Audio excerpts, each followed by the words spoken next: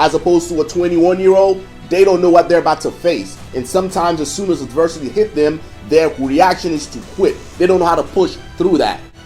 I have firsthand knowledge of this. I've experienced this myself. Going to selection with a bunch of younger kids that aren't mature. And oftentimes, selection weeds them out. And if selection doesn't, then the Q course does.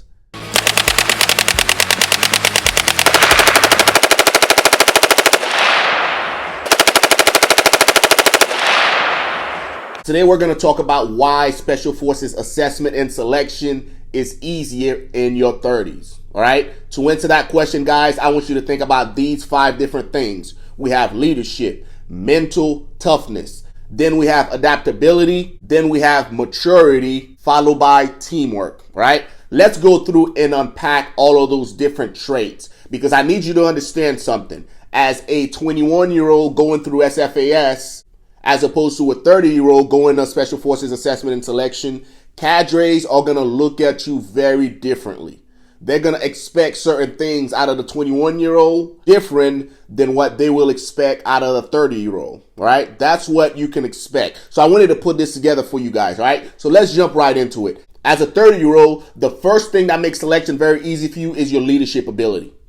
Right? Guys, I remember going to selection. We had a shit ton of 18 x-rays. During the first week and the second week, where it was all individual events, those guys crushed it. But once we got the team week, where guys are expected to, lean more on their leadership skills, those guys had a hard time. And no fault of their own. They're 21, right? Like, they probably haven't led anything in their lives, and now they're at selection expecting to lead captains, sergeant first classes, and staff sergeants. They didn't know what they were doing, right? But as a 30-year-old, this is your opportunity to shine. This is where you have some leadership experience, whether you're from Big Army or whether you're from the civilian sector and you've worked as a leader leading multiple teams. This is your turn to shine, right? You can easily take those guys under your wing, coach, teach, mentor, teach them a couple of things during that week that you have them to help them succeed in leadership roles, all right? That will help you gratefully when it comes to pinks and blues, which is something that cadre really looks at to see who's actually doing the most during team week. Mental toughness is the next one that's going to make selection easy for you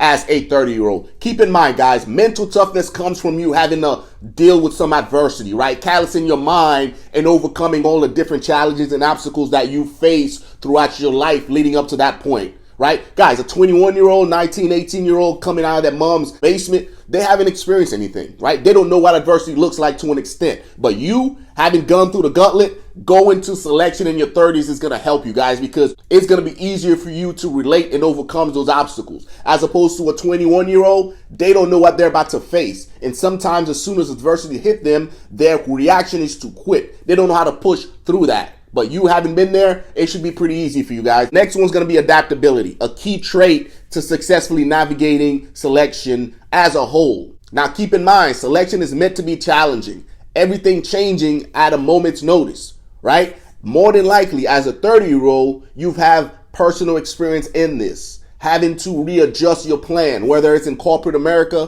whether it's in the Army. If you're coming and attending selection from there, you've experienced those things, right? You know how to change a plan just like this, right? But some of these 21-year-olds don't.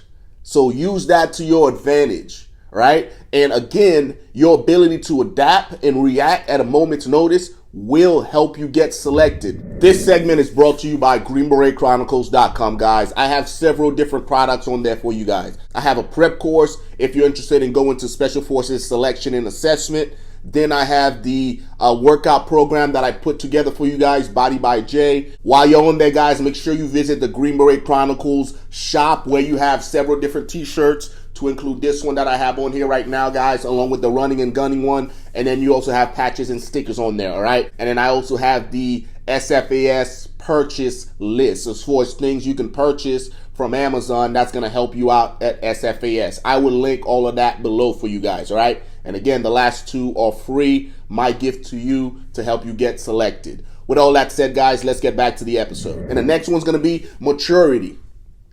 Guys, I have firsthand knowledge of this. I've experienced this myself.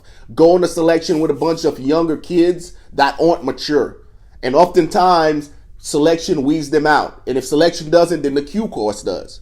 But you being in your 30s, that shouldn't be an issue for you. You should have gone through some things already, right? You should be an adult, right? You should be the one policing up some of these 20, 21-year-olds, right? Because you have the life experience. So use that to your advantage when you go to selection. It is something that cadres are definitely looking at.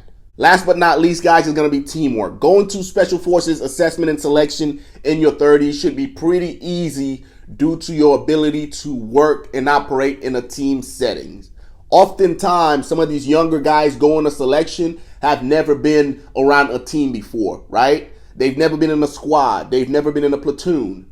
They're coming right off the streets and they're going to selection. So they don't really know how to behave around other dudes. That's the reality of it.